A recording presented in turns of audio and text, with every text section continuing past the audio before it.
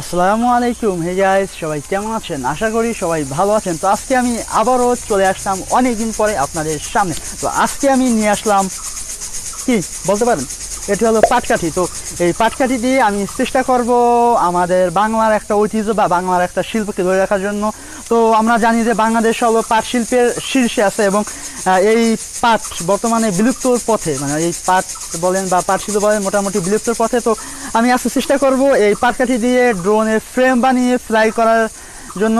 আপনারা আশা করি ভিডিওটি শেষ পর্যন্ত দেখবেন এবং দেখি ফাইনালি আমরা কোনো সাকসেসফুলিভাবে আমাদের ড্রোনটি ফ্লাই করতে পারি কিনা। যদি ফ্লাই করে তো অবশ্যই আপনারা দেখতে পারবেন এবং আপনারা আশা করি ভিডিওটি শেষ পর্যন্ত দেখবেন। এবং আমি চাই বাংলাদেশে আবারও সেই পাট শিল্প ফিরে আসুক। আমি সেই জন্যই মূলত আজকে ভিডিওটি করা এবং আমি অনেকদিন পরে এই পাটকাঠির সন্ধান পেলাম বা অনেকদিন পরে আমি এই পাটকাঠি দেখতে পাইছি। তো আমি চিন্তা ভাবনা করছি 3D প্রিন্টেড ফ্রেম দিয়ে অনেক ড্রোন বানানো হয়েছে, এবার হয়ে যাক আমাদের বাংলার সেই শিল্প দিয়ে কাজ শুরু করা, অর্থাৎ পাট শিল্প দিয়ে, যা আমাদের বাংলা যুগ যুগ ধরে একটা ইতিহাস গড়ে আসছে। তো চলুন ভিডিওটি শুরু করি।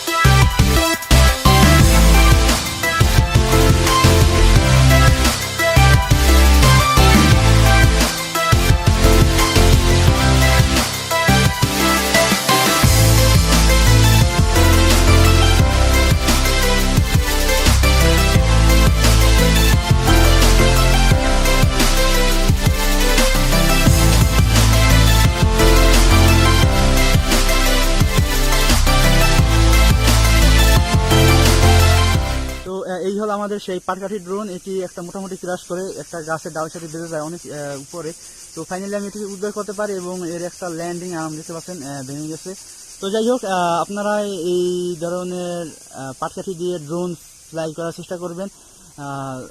এটা মানে আমার কাছে খুবই ভালো লাগছে। আপনারা হয়তো বা ফ্লাইং ভিডিও দেখছেন, খুবই ভালো ছিল, আমার কাছে খুবই ভালো লাগছে। তো আপনারা চাইলে বাসায় ট্রাই করতে পারেন এই পাটকাঠি দিয়ে একটা ড্রোন বানানোর।